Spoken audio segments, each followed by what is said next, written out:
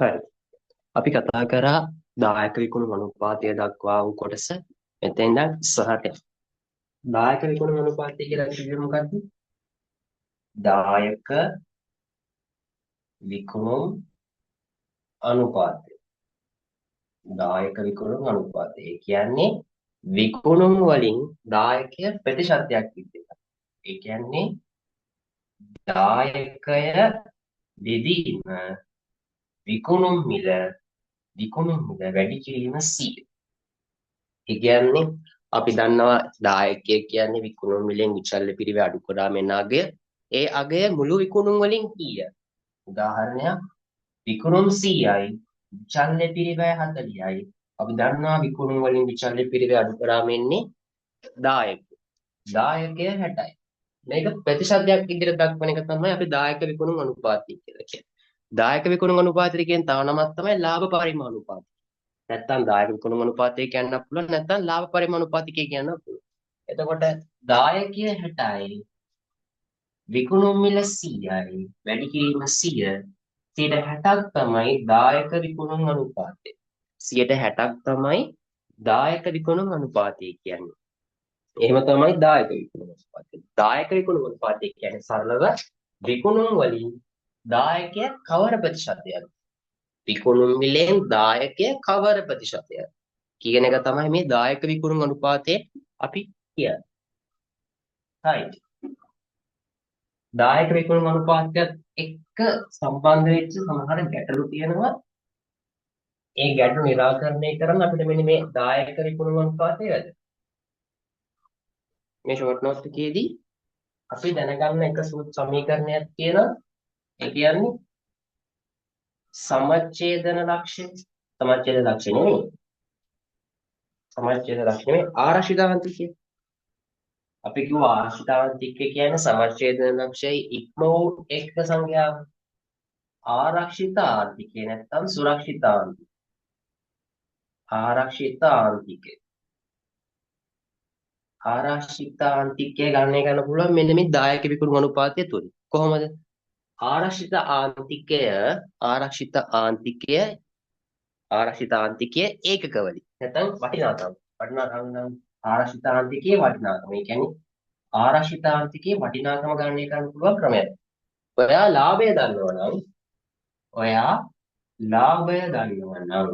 ඔයාට මේ දායක විකුණුම් අනුපාතයෙන් බෙදුවම ඔයාට එනවා ආරක්ෂිත ආන්තිකයේ මුළු වටිනාකම. ඒ කියන්නේ බ්‍රේක් කියන පොයින්ට් එක හිතන්නකෝ. සමච්ඡේද ලක්ෂ්‍ය 5000ක් කියලා. රුපියල් 5000ක් කියලා. ඒ කියන්නේ රුපියල් 5000ක විකුණුම් කරොත් තමයි ඔයාට ලාභත් නැතුව අලාභත් නැතුව ඉන්න පුළුවන්. හිතන්නකෝ මුළු විකුණුම 8000ක් කියලා. මුළු විකුණුම 8000ක්. එතකොට ඔයාගේ ආරක්ෂිතාන්තිකය කියන්නේ සමච්ඡේද ලක්ෂ්‍ය රුපියල් 5000. ඒ කියන්නේ 5000ක් ඔයා වික්කොත් ඔයාට ලාභත් නැහැ අලාභත් නැහැ. හැබැයි 8000ක් වික්කොත් ඔයාට ලාභය කීයද? ලාභය 3000. මෙන්න මේකනේ අපි ආරක්ෂිතාන්තිකය කිව්වේ. ඒ ආරක්ෂිතාන්තිකයේ 3000 අපිට ගන්න පුළුවන් මෙන්න මේ සූත්‍රය. ඔයා ලාභය දන්නවා නම් දායක විකුණුම් අනුපාතයෙන් බෙද්දා මෙනවා. ඔයාට මෙන්න මේ වටිනාකම. තව සූත්‍රයක් තියෙනවා සමච්ඡේද ලක්ෂ්‍යම ගණනය කරන්න. තවත් සූත්‍රයක් තියෙනවා සමච්ඡේද ලක්ෂ්‍යම ගණනය කරන්න. ඒක ඇවිල්ලා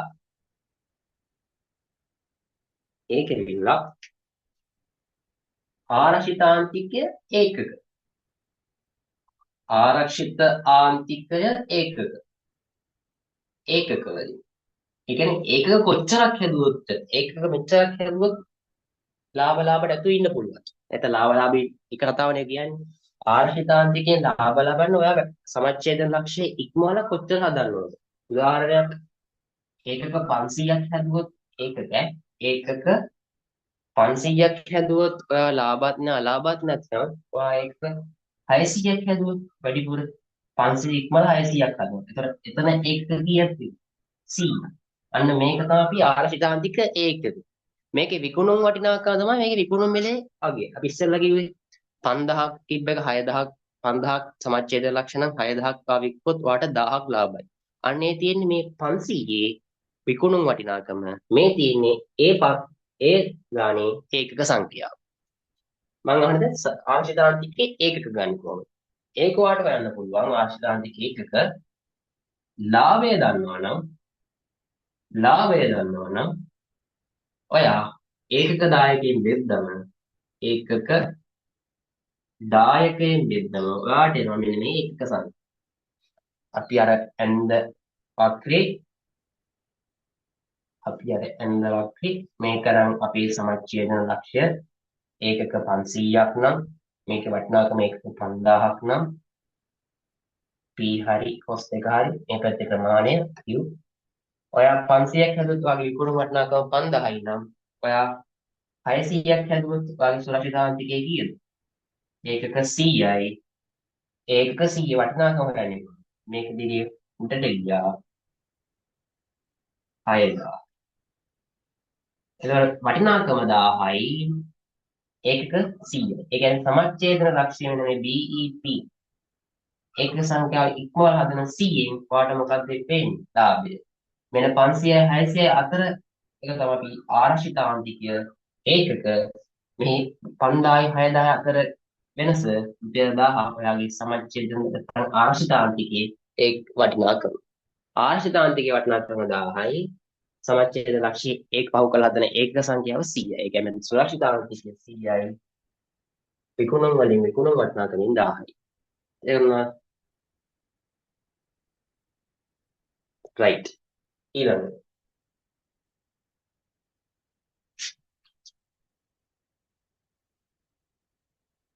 ඊළඟට අපි බලනවා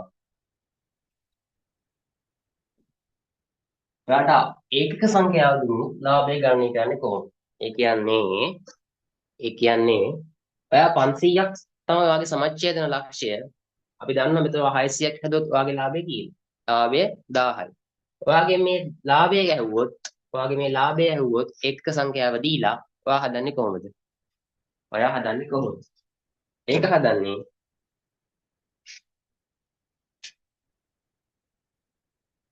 අපේක්ෂිත ඒකක ගණන ගන්න. ඒකට ස්ථාවර පිරිවැය අරගෙන ඒකට ලාභය එකතු කරන්න. බෙදන්න ඒකක දායකයෙන්.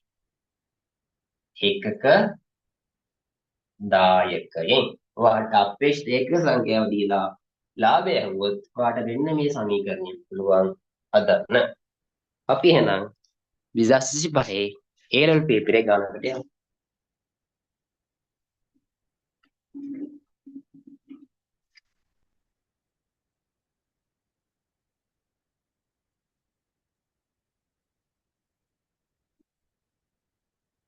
හරි 2025 A level ගානේ කාන්තික පිටුවේ ගන්න. ඒ කියනවා යුනයිටඩ් ස්පෝර්ට්ස් ක්ලබ් 150 වන සමරුම 2026 ජනවාරි මාසයේ විශේෂ සාර්ථකමුත්තන් 8 දෙනෙකුගේ සහභාගීත්වයෙන් සැමරීම සඳහා උත්සවයක් සැලසුම් කරයි. මෙම ක්‍රීඩා සමාජයේ සමාජිකින් 70-50 දෙනෙක්ගෙන් සමන්විත වේ. උත්සවය සඳහා අස්තමේන්තු ගත පිරිවැය පහත පරිදි වේ. 50 වෙනි සැමරුමත් යන 2026 ජනවාරි මාසයේ තියෙන්නේ විශේෂ සාර්ථකමුතු 8 දෙනෙක් වෙනවලු. මෙම ක්‍රීඩා සමාජයේ සමාජිකයෝ 75ක් ඉන්නවා. වියදම් සෙට් එකක් දීලා තියෙනවා. අතිරේක තොරතුරු ටිකක් දීලා තියෙනවා. අහනවා පළවෙනි ප්‍රශ්නේ මුළු ස්ථාවර පිරිවැය කොහොමද? මේ වගේ ගානක අපි ඉස්සෙල්ලාම කරන්න ඕනේ. ස්ථාවර පිරිවැයයි විචල්්‍ය පිරිවැයයි අපි හඳුනා ගන්න ඕනේ. සිද්ධියේ තියෙන ස්ථාවර පිරිවැය කොච්චරද විචල්්‍ය පිරිවැය කොච්චරද කියලා අපි ඉස්සෙල්ලාම හඳුනා ගන්න ඕනේ. අපි බලමු වියදම් සෙට් එක. අතිරේක තොරතුරු පොඩ්ඩක් කියවා. ක්‍රීඩා සමාජයේ විසින් සෑම විශේෂතාවරත් අමුත්තෙකුට සමුරු තිරණයක් ලබා දීමට තීරණය කර ඇත. උත්සවය සඳහා සහභාගී සෑම සමාජිකයෙකුම සමුරු තිරණයක් සහ ටී-ෂර්ට් එකක් ලැබීමට හිමිකම් ලබයි. තුන්වෙනි අතිරේක තොරතුර උත්සවය සඳහා සෑම සමාජිකයෙකුගෙන්ම රුපියල් 6000ක ගාස්තුවක් අය කිරීමට තීරණය කරයි. මෙතන කතා කරන්නේ උත්සවය සඳහා සහභාගී වෙන සෑම සමාජිකයෙකුගෙන්ම රුපියල් 6000ක ගාස්තුවක්. ඒ කියන්නේ මේ උත්සවයේ ආදායම කොහෙන්ද එන්නේ? එක සමාජිකයෙක්ගෙන් අය කරන 6000. ඒ සමාජිකයෙක්ගෙන් අය කරන මෙන්න මේ එක සමාජිකයෙක්ගෙන් අය කරන මේ රුපියල් 6000 තමයි ඔයාගේ ආදායම. ඊළඟ එක උත්සව සඳහා සහභාගී වන සෑම සමාජිකයෙකුම සමෘද්ධි දිනයක් හා ටී-ෂර්ට් එකක් ලැබෙනවා. ඒක මොකක්ද? සමාජික සංඛ්‍යාවත් එක්ක තීරණය වෙනකන්නේ. සමාජික සංඛ්‍යාවත් එක්ක තීරණය වෙනවා. ක්‍රීඩා සමාජයේ විසින් සෑම ශිෂ්ටාචාරවක සමෘද්ධි දිනයක්. රයිට් බලමු අපි. ඊළඟ එකක් ශබ්ද විකාශන යන්ත්‍ර කුලිය ගැනීමේ පිළිවෙල. මම කියවා මේ ස්ථාවර පිරිවැය විචල්්‍ය පිරිවැය හඳුනා ගන්නකොට අපි බලන්න ඕනේ ඒකක සංඛ්‍යාවත් එක්ක පිරිවැය වැඩි වෙනවද නැද්ද කියලා. දැන් මේක පළවෙනි විදිහ මොකද්ද? ශබ්ද විකාශන යන්ත්‍ර කුලියට ගැනීමේ පිරිවැය කීයද? රුපියල් 18000යි. රුපියල් 18000යි. රුපියල් 18000යි. ඒ කියන්නේ සමාජික 75ක් ආවත් 60ක් ආවත් ශබ්ද විකාශන වලට යන යන්ත්‍ර වියද වෙනස් වෙනවද? නෑනේ. කොච්චරක් ආවත් ශබ්ද විකාශනයට යන පිරිවැය වෙනස් වෙන්නේ නැහැ. නේද? ඒක මොකද්ද? ස්ථාවර පිරිවැය. යන්ත්‍ර කුලිය දන්නව කොහොමද? දෙවන් දීන්න. යන්ත්‍ර කුලිය. කීයද? 18000. යන්ත්‍ර කුලිය 18000. ඊළඟට කියන්නේ විශේෂ ආරාධිත අමුත්තන්ට මල් මාල. මල් පාන. ඒ කියන්නේ එතන පන්ද මේක සමාජිකයන්ගේ ආරාධිත අමුත්තු මේ උත්සවයේදී ආරාධිත අමුත්තු 8 දෙනෙක් ඉන්නවා. 8 දෙනෙක් ඉන්නේ. 8 දෙනා කියන්නේ ස්ථාවර ගාණක් නේ. සමහර කෙනෙකුගේ 8ත් එක මල් මාල ගන්න වෙනස් වෙනවනේ. එතකොට නෑනේ. අපි කලින් මල් මාල ටික ලෑස්ති කරනවානේ. 8ක් ආව 8කට ලෑස්ති කරලා 6ක් ආවොත් ගන්න දෙයක් නැහැ. අපි කලින් 8කට පිරිවැය දරනවානේ. එතකොට ඒක විචල්්‍ය පිරිවැයද ස්ථාවර පිරිවැයද? කෙටි දෙන්න පුළුවන්. ඉතින් 8ක් නෙන්නේ. එක්කෙනෙක් ආව නැත්නම් ඒක පිරිවැයක් වෙන්න බෑනේ. එහෙම වෙන්න බෑනේ මේ පුළුවන්. ඇයි? කල් තියා අපි දන්නවා ආරාධිතමතු 8ක් එනවා විශේෂ. ඒ 8ට මල් මාලා තියෙනවා. එතකොට විශේෂ ආරාධිතමතු ගන්න මල් මාලා එක්කෙනෙක්ට යනවා. අමුත්තන්ට එක්කෙනෙක් නෙමෙයි විශේෂ ආරාධිතව ඔක්කොටම යනවා 8000. එතකොට ඒක ස්ථාවර පිරිවැයක්ද විචල්්‍ය පිරිවැයක්ද? එයාට දෙන්නත්. ඒක ස්ථාවර පිරිවැය. මල් මාල 8000.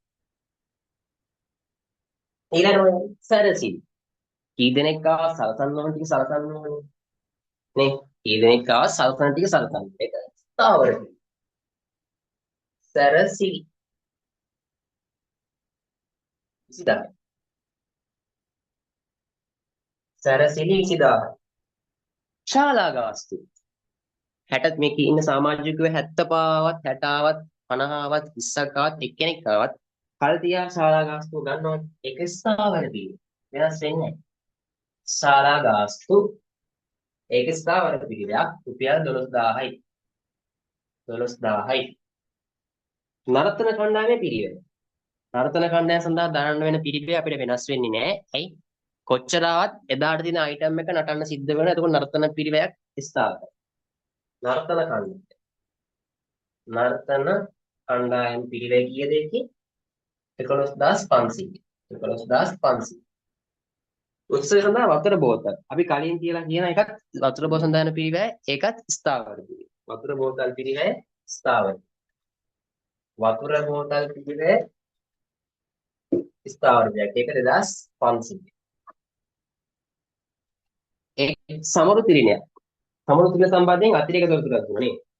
ක්‍රීඩා සමාජයේ විසින් සෑම විශේෂ ආරක්ෂාවකට සමරු තිරිනයක් ලබා දීම තීරණය කර ඇත. එක් සමරු තිරිනක පිටේ විතර අපිට දීලා තියෙනවා. ඔක්කොම විශේෂ ආරක්ෂාවක් කී දෙනෙක් වෙනවද? ඔක්කොම විශේෂ ආරක්ෂාව 8යි. එක්කෙනෙක් යනවා සමරු තිරිනයක් විතර 1000යි. ඒක 8ෙන් වැඩි කරනවා. 8 වෙන උත්තරයක් 8000. ඒක සමරු තිරින පිළිවෙල ස්ථාවරයි. 8 දෙනාට අපි කලින් හදනවනේ. සමරු තිරින පිළිවෙල 8000. සමරු තිරින පිළිවෙල 8000. එක්කෙනෙක් 1000. සමාජ සඳහා බීම බෝතල් පිළිවෙල. සමාජිකයෝ සඳහා බීම බෝතල්. ඒක සමාජික සංඛ්‍යාවත් එක්ක වෙනස් වෙනවා. නේ? එක් සමාජ සංඛ්‍යාවත් එක්ක ඒකේ පිළිවෙල වෙනස් වෙනවා. සමාජිකයෝගේ බීම බෝතල් පිළිවෙල කියන්නේ ඒක විචාරය. බීම බෝතල්. බීම බෝතල් පිළිවෙල 400යි. ආගා පිළිවෙල.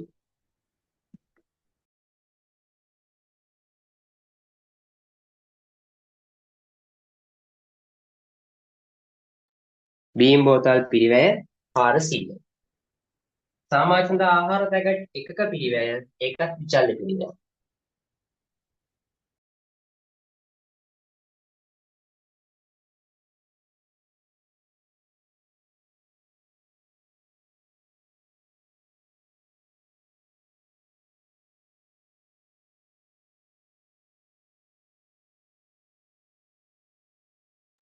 සමාජික සඳහන් ආහාර පැකට් එකක පිරිවැය 1100යි. 1100යි. සමාජ සඳහන් ආහාර පැකට් පිරිවැය 1100යි.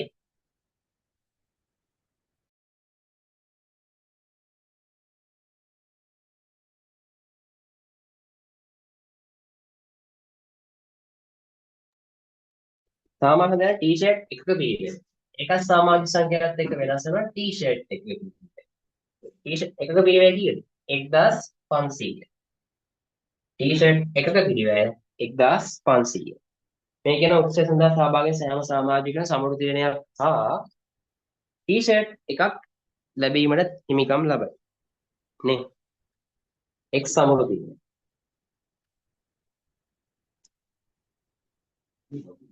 සමුළු තීරණයක් සඳහා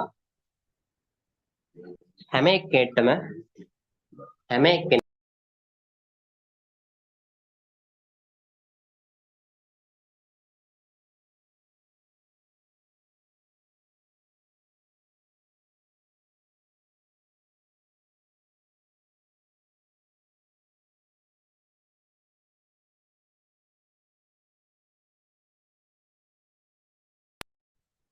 එන හැම එක්කෙනෙක්ටම සමුළු තීරණයක් හා ටී-ෂර්ට් එකක් ලැබීමට හිමිකම් තියෙනවා. එතකොට එක සමුළු තීරණයක් මොකද්ද පිළිවෙල? සමරු තීරණයක් විචල්්‍ය පිළිවෙලක්. ඊයේ සමුළු තීරණය. ඒක සමුළු තීරණය රුපියල් 1000යි. සමුළු තීරණය රුපියල් 1000යි. මේ 1000 වෙනස් වෙන්න පුළුවන් සමාජිකයොත් එක්ක හැබැයි විශේෂ ආරක්ෂාවන්ට ගිය 8000 වෙනස් වෙන්නේ නැහැ. ඒක අපි ස්ථාවර වෙනවා. හැම එකකටම 1000ක ටී-ෂර්ට් එකක් හම්බ. හරිද? ඔක්කොම හරිනේ. දැන් අපි වෙන්නේ ස්ථාවර පිළිවෙල කිව්වේ. ස්ථාවර පිළිවෙල කිව්වේ 18000යි 8000යි 20000යි 12000යි 11500යි 2500යි 8000යි. ස්ථාවර පිළිවෙල කීයද? රුපියල් 80000ක් තමයි අපේ ස්ථාවර පිළිවෙල. මේක තමයි පළවෙනි ප්‍රශ්නෙට උත්තරය. පළවෙනි ප්‍රශ්නෙට උත්තරය ඔක. ආයෙ දෙවෙනි කියනවා මේකේ විචල්්‍ය පිළිවෙල කීයද? විචල්්‍ය පිළිවෙල කීයද? විචල්්‍ය පිළිවෙල කීයද? බීම් බෝතල සඳහා එක්කෙනෙක් යනවා 400ක්. ඒ 40ක් නෙමෙයි 400. 400. ඒතර බලමු කීයද කියේ. කෙනෙක් යනවා 400. 400යි 1100යි 1500යි 1000. කීයද? එක්කෙනෙක්ගේ විචල්්‍ය පිළිවෙල වෙලා 4000යි. එක්කෙනෙක්ගේ විචල්්‍ය පිළිවෙල 4000යි. තුන්වෙනි ප්‍රශ්නයෙන් අහනවා ඒ සමාජිකයෙකුගේ දායකයෙකුගේ. සමාජිකයෙකුගේ දායකයෙක්. මේක දෙවෙනි ප්‍රශ්න උත්තරේ. අපෙන් තුනේ අහනවා. එක්කෙනෙක්ගේ දායකයෙක්. අපි දන්නවා දායක වෙන විදිහට. කොහොමද එකක දායක වෙන්නේ? සමාජිකයේ දායක. සමාජිකයේ දායකය දායකය සමානයි විකුණුම් මිල අඩු කිරීම විචල්්‍ය පිළිවෙල. විචල්්‍ය පිළිවෙල. අපි දන්නවා විකුණුම් මිල මේක දාලා අතරේ කරලා දිනවා සෑම සමාජිකයෙකුම රුපියල් 6000ක ගාස්තුවක්. එතකොට මේ 6000 තමයි අපේ විකුණුම් ආදායම. එක්කෙනෙක්ගෙන් 6000යි එක්කෙනෙක් යන විචල්්‍ය පිළිවෙල 4000යි උත්තරය ඇවිල්ලා රුපියල් 2000යි. මේක මොකද්ද? එක සමාජිකයකින් ලැබෙන දායකය. එක සමාජිකයකින් ලැබෙන දායකය. ඒකක දායක එක්කෙනෙක්ගෙන් ලැබෙන ඉතිරිය. එක්කෙනෙක්ගෙන් ලැබෙන ඉතිරිය කීයද? 2000යි. හතරවෙනි ප්‍රශ්නය අහනවා. හතරවෙනි ප්‍රශ්නේ උත්සවයේ මුළු පිරිවෙ ආවරණය නිසා සහභාගී වූ සමාජිකින් සංඝ. සමාජිකයෝ ගන්න. මුළු පිරිවෙ ආවරණය කරගන්න කී දෙනෙක් සහභාගී වෙන්න ඕන කියන කතාව නේ කියන්නේ. ඒක හොයන්නේ කොහොමද? ඔය නොකියා කියන්නේ සමච්ඡේදන ලක්ෂ්‍ය. අපෙන් ඉල්ලන්නේ සමච්ඡේදන ලක්ෂ්‍ය. සමච්ඡේදන ලක්ෂ්‍ය ඒකක වලින් නේ. ඒ ගණන ගණන. BEP අහන්නේ. ඒක හොයන්නේ ස්ථාවර පිරිවෙ බෙදීම දායක. ස්ථාවර පිරිවෙ බෙදීම දායක. ස්ථාවර පිරිවෙ කීයද ගන්න? 80000. ස්ථාවර පිරිවෙ 80000යි. දායකයෙක් කීයද? දායකයෙක් 2000යි. 10 ඇවිල්ලා 2000. 10 ඇවිල්ලා 2000. එතකොට කී දෙනෙක් ආවොත්ද? කී දෙනෙක් ආවොත්ද මේකේ ලාභයක් නැතුව ලාභයක් නැතුව වෙනකොට 80000 බෙදන්න 2000න් උත්තරයක් වෙනවා 40. සමාජිකයෝ 40 දෙනෙක් ආවොත් සමාජිකයෝ 40 දෙනෙක් වාට ලාභයකුත් නැහැ. අලාභයකුත් නැහැ. මේක තමයි හතරවෙනි ප්‍රශ්න උත්තරේ. ලාභයක් නැති අලාභයක් නැති මට්ටම. ඊළඟ උත්සවය සඳහා 60 දෙනෙකු සහභාගී වෙන්නම් 60 දෙනෙකු සහභාගී වෙනම් අපේක්ෂිත අතිරික්තය 60 දෙනෙක් එනවා නම් අපේක්ෂිත අතිරික්තය 60 දෙනෙක් එනවා නම් අපේක්ෂිත අතිරික්තය ඒ කියන්නේ ලාභය අහන්නේ අපි දන්නවා සමච්ඡේද ලක්ෂ්‍ය 40යි ඒ කියන්නේ ලාභයක් නැතුව අලාභයක් නැතුව ඉන්න 40 දෙනෙක් එන්න ඕනේ දැන් මේ කතාවේ කියන 60 දෙනෙක් ආවොත් අපේ ලාභය කීයද අතිරික්තය කීයද අපි දන්නවා ලාභය හොයන්න පුළුවන් කොහොමද කියලා ලාභය වැඩි කිරීම ආරක්ෂිතාන්තිකය ආරක්ෂිතාන්තිකය ආරක්ෂිතාන්තිකය වැඩි කිරීම ඒකක දාය ඒකක දාය ආරක්ෂිතාන්තිකය හොයන්නේ කොහොමද ආරක්ෂිතාන්තිකය හොයන්නේ අපේක්ෂිත සංඛ්‍යාව 60යි සමච්ඡේදන සංඛ්‍යාව 40යි ආරක්ෂිත ආන්තිකයක කීයද 20යි ඒ කියන්නේ 20ක් වැඩිපුර આવොත් 40 ඉක්මවා 20ක් આવොත් අපිට ලාභයක් හම්බෙනවා ලාභයක් හම්බෙනවා ආර්ධාන්තයේ කියනයි සමාජිකයෝ 20යි එක්කෙනෙක්ගෙන් අපිට ඉතිරි වෙනවා කීයද එක්කෙනෙක්ගෙන් ඉතිරි වෙනවා 2000ක් එක්කෙනෙක්ගෙන් ඉතිරි වෙනවා 2000 ඇයි මේ අපි සමච්ඡේදන ලක්ෂ්‍යදී අපි ස්ථාවර වේය ආවරණය කරගත්තාට පස්සේ එතනින් එහා හම්බෙන හැම මුදලකින්ම අපි මෙන්න මේ සමාජිකයින්ට මේ 4000 කියන පිරිවැය දරන්න ඕනේ 40ක් ආවම ලාභත් නැතුව අලාභත් නැතුව ඉන්නවනම් එතනින් පස්සෙන 41 වෙනි එකට හිතන්නකො. ඒ 41 වෙනියට මෙන්න මේ 4000ක පිරිය අපිට දරන්න වෙන්නේ නැයි. එයාට අපි දෙන්න ඕන බීම් බෝතල්, ආහාර, ටී-ෂර්ට්, සමරු තිලින්න. ඒ ටික අපි දෙන්න ඕනේ එන සමාජිකයන. නේ? ස්ථාවර පිරියක් ඒගොල්ලෙන් දරන්න නැති වුණාට එයාට මේ විචල්්‍ය පිරිය අපිට දරන්න වෙනවා. විචල්්‍ය පිරිය ගියාට පස්සේ එයාගෙන් ඉතිරි වෙන මුදල අපේ ලාභයට සමානයි සමච්ඡේදන ලක්ෂයෙන් පස්සේ. සමච්ඡේදන ලක්ෂයෙන් පස්සේ එක්කෙනෙක්ගේ දායකය ලාභයට සමානයි. එක්කෙනෙක්ගේ දායකය ලාභයට සමානයි සමච්ඡේදන ලක්ෂයෙන් පස්සේ. ඒකයි මේ ලාභය සමානයි ආරක්ෂිතාන්තිකය වැඩි කිරීම එක්ක දාය.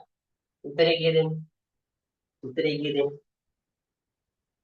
20000 වැඩි කරන්න. sorry 20 වැඩි කරන්න 2000න්. උත්තරය 40000. රුපියල් 40000ක අතිරික්තයක් නැත්නම් ලාභයක් 60 දෙනෙක් આવුත් 60 දෙනෙක් આવුත් 60 දෙනෙක් આવොත් ඊළඟ ප්‍රශ්නේ මොකද්ද කියන්නේ? විශේෂ ආරාධිතවන්ට ප්‍රේරණ සමුළු තින සඳහා අනුග්‍රහයක් ලැබෙන්නේ නම් ඒ කියන්නේ ආරාධිතවන්ට ප්‍රේරණ සමුළු තින සඳහා අනුග්‍රහකත්වයක් ලැබෙන්නේ නම් මුළු පිරිවෙ ආවරණය කිරීම සමාජිකයෝ ගන්න. හරිද? right.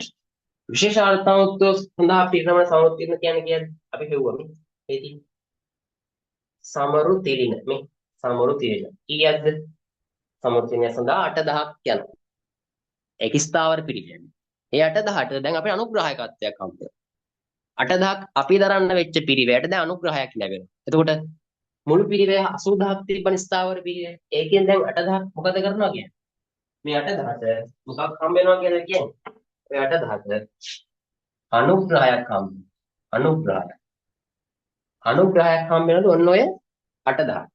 ඒක අපි දරන්න ඕනේ ස්ථාවර පිරිවෙක හිතන ඉන්නවා. අපිට 8000කට ස්පොන්සර්ෂිප් එකක් හම්බ වෙනවා අනුග්‍රහයක් හම්බ වෙනවා අපි දරන්න ඕනේ පිරිවෙක. ඊළඟට දරන්න ඕනේ ස්ථාවර පිරිවෙක. ඊළඟට දරන්න ඕනේ ස්ථාවර පිරිවෙක වින්දා.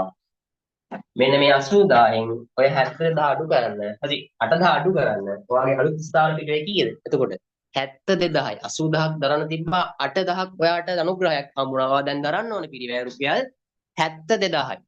අන්නේ 70000 ආවරණය කරගන්න ඒ 70000ත් එක්ක වගේ මුළු පිරිවෙය ආවරණය කරගන්න සමාජිකයෝ කීයක් එන්න ඕනද අපි හොයමු ඒකත් සමච්ඡේදන ලක්ෂ්‍ය තමයි හොයන්නේ VEP නැත්නම් සමච්ඡේදන ලක්ෂ්‍ය සමානයි ස්ථාවර පිරිවෙය බෙදීම දායකය 8000 ගියා දැන් අපිට ස්ථාවර පිරිවෙය කීයද මේ 80000න් 8000 අඩු කරාම එනවා 72000 ඒක තමයි ඔයාගේ නව ස්ථාවර පිරිවෙය එක්කෙනෙක්ගෙන් හම්බෙන ඉතිරි වෙනස් වෙනවද නෑ. ඇයි වෙනස් වෙන්නේ නැත්තේ? එක්කෙනෙක්ගෙන් හම්බෙන ඉතිරි වෙනස් වෙන්නේ නෑ. මොකද විචල්්‍ය පිරිවෙක් කිසිදු වෙනසක් උනේ නෑ. විචල්්‍ය පිරිවේ කවුරුත් අනුග්‍රහය දැරුවේ නැහැ. ඒ කියන්නේ විචල්්‍ය පිරිවේ වෙනස් වුන්නේ නැහැ. වාගේ දායකය ස්ථාවරයි. ගන්න දායකය 2000. බෙදන්න 2000. sorry 72 බෙදන්න 2000න් 72 බෙදන්න 72 බෙදන්න 2000න් උත්තරයක් දෙන්නේ. සමාජෝතිය කවුද? කව වෙන්නේ? සමාජිකයෝ 36 දෙනෙක් ආවොත් සමාජිකයෝ 36 දෙනෙක් ආවොත් වාගේ ලාභේ අලාභේ කව වෙනවා. ලාභේකුත් නෑ අලාභේකුත් නෑ. ස්ථාවර වෙන්න පුළුවන් ලාභේකුත් නෑ ලාභ ශූන්‍ය විදියට. අන්තිම ප්‍රශ්නේ 7 වෙනි ප්‍රශ්නේ අහන්නේ මොනවද? 7 වෙනි ප්‍රශ්නේ රුපියල් 20000ක පරිත්‍යාගයක් ලැබේ නම් සහ සඳහා සමාජිකයෝ 50 දෙනෙකු සහභාගී වන්නේ නම් මුළු පිරිව ආවරණය සඳහා සමාජික අය කළ යුතු ගාස්තුව දැන් ඒක හිතෙන්න පුළුවන් මේක කලින් 6000 කලින් 6 වෙනි ප්‍රශ්නේ තිබ්බ වගේ සමෘද්ධිනේ අනුග්‍රහය එක්කම දන්න හදන්න ඕන කියලා නෑ. ඒක අපිට උපකල්පනය වුණා ඒ ප්‍රශ්නේ තුරදී මේක අනුග්‍රහයක් හම්බුනොත් කීයක්ද අපි කවර් කරගන්න ඕනේ මුළු පිරිව ආවරණය කරගන්න කී දෙනෙක්ද සහභාගී වෙන්න ඕනේ කියලා. හැබැයි මේ ප්‍රශ්نين අහන්නේ මුළු පරිත්‍යාග වලින් පරිත්‍යාග 20000ක් හම්බෙනවා මේ 80000න් 20000ක් කවර් කරගන්න. අර කලින් ප්‍රශ්නෙත් මේක සම්බන්ධයක් නැහැ. ඔයා දැන් කරන්න ඕනේ මේ 80000 ඔයා කරන්න ඕනේ මේ 80000න් මේ 20000 අඩු කර. 80000න් මෙන්න මේ 20000 අඩු කර. ඒතර වගේ නවස්ථාවර පිළිවෙයි. නවස්ථාවර පිළිවෙයි. ඒකත් නෙමෙයි අපි අහන්නේ. නවස්ථාවර පිළිවෙයි 80000න් 20000ක් ගියාම වගේ නවස්ථාවර පිළිවෙයි 60000. අපි අහන්නේ මොකද්ද? 20000ක පරිත්‍යාගයක් ලැබේ නම් උත්සය සඳහා 50 දෙනෙකුත් වෙනවා නම් මුළු පිරිවැය ආවරණය කරගෙන සඳහා සමාජිකයෝගෙන් අය කළ යුතු ගාස්තුව. සමාජිකයෝගෙන් අය කළ යුතු ගාස්තුව. සමාජිකයන් අය කළ යුතු ගාස්තුව. මම මේ පැත්තට මහන්න ඒ කාර්ड පොඩ්ඩක් හදාගන්න ඉඳලා සමාජිකයෝගෙන් අය කළ යුතු ගාස්තුව. සමාජිකයෝගෙන් අය කළ යුතු ගාස්තුව. අපි හොයන්නේ කොහොමද? සමච්ඡේදන ලක්ෂ සමීකරණයම තමයි. 7 වෙනි ප්‍රශ්නේ නේ. DEP සමච්ඡේදන ලක්ෂ්‍ය සමානයි ස්ථාවර පිරිවැය බෙදීම 10යි. 10. අපෙන් අහන්නේ මොකද්ද? මේකෙන් අය කරන්න ඕන ගාස්තුව මොකද්ද? අය කරන්න ඕන ගාස්තුව. මම මේ සූත්‍රය මෙහෙම ලියනවා. පාඩ උඩ case. ස්ථාවර පිරිවැය නෙමෙයි FC කියන්නේ ස්ථාවර පිරිවැයනේ. අපෙන් අහන්නේ මොකද්ද? කීයක්ද එක්කෙනෙක්ගෙන් අය කරන්නේ මුළු පිරිවැය ආවරණය කරන්නේ. මම මේ සූත්‍රේ කඩනවා දෙකට. ස්ථාවර පිරිවැය බෙදීම ඒකක දායකයනේ BEP හොයන්නේ. ඒකක දායක එන්නේ කොහමද? විකුණු මිලෙන් විචල්්‍ය පිරිවැය අඩු කරා. විකුණු මිලෙන් විචල්්‍ය පිරිවැය අඩු. ඒක මම මේක කරනවා. විකුණු මිලෙන් අඩු කරලා පෙන්නනවා. විචල්්‍ය පිරිවැය. විකුණු මිලෙන් අඩු කරලා පෙන්නනවා විචල්්‍ය පිරිවැය. ඇත්තනේ කතාව ඒකක දායක හැදෙන්නේ විකුණු මිලෙන් විචල්්‍ය පිරිවැය අඩු කරාමනේ. විචල්්‍ය විකුණු මිලෙන් විචල්්‍ය පිරිවැය අඩු කරාම තමයි අපිට මේ දායකයි. දැන් අපෙන් අහන්නේ මොකද්ද?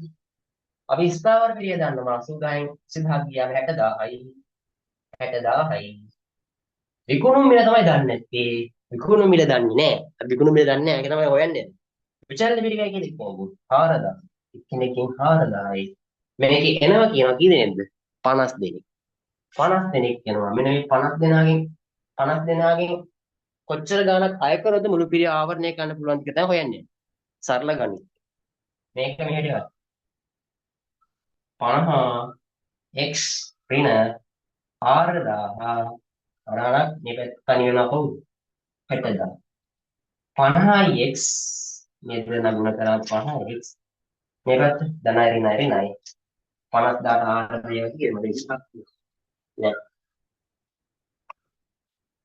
ලක්ෂ 50000 ඔව් 50000 4000 ඒ කියන්නේ විචල්්‍ය පිරිවේ හරි 50000x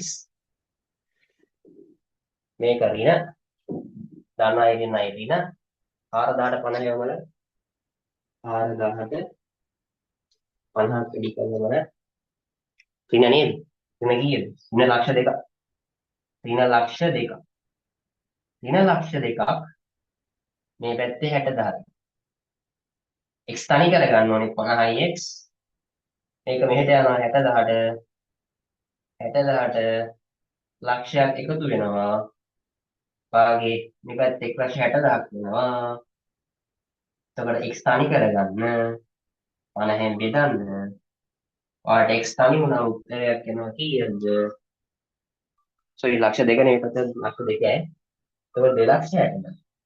ඔයාලට 2,60,000 ආවරණය වෙන්න කී දෙනෙක්ගෙන් එක්කෙනෙක්ගෙන් අය ගණන ගාස්තු වෙනවා කීයද රුපියල් 5,200 රුපියල් 5,200 ඒ කියන්නේ එක්කෙනෙක්ගෙන් රුපියල් 5,200ක් අය කරොත් අපිට ලාභත් නැහැ අලාභත් නැතුව ඉන්න පුළුවන් ඒක තමයි අහන්නේ මුළු පිරිවෙන් ආවරණයක සඳහා සමාජිකයකින් අය කළ යුතු ගාස්තුව මේක 2025 ඒ ලෙවල් මම ලියපු අවුරුද්දේ ප්‍රශ්නේ ඊ අවුරුද්දේ මම ලියුවේ මේ ඒ අවුරුද්දට දාලා ප්‍රශ්න තමයි මේ තියෙන්නේ නේ මම හිතනවා මේ පාඩම සම්පූර්ණයෙන් තේරෙන්නේ නැති කියලා මම කෙටියෙන් කියලා දුන්නේ ගාන හදන තැන ඉඳන් අනිවාර්යෙන් ගානක් හදලා ස්ථාවර විචල පිළිවෙල වෙන් කරගන්න.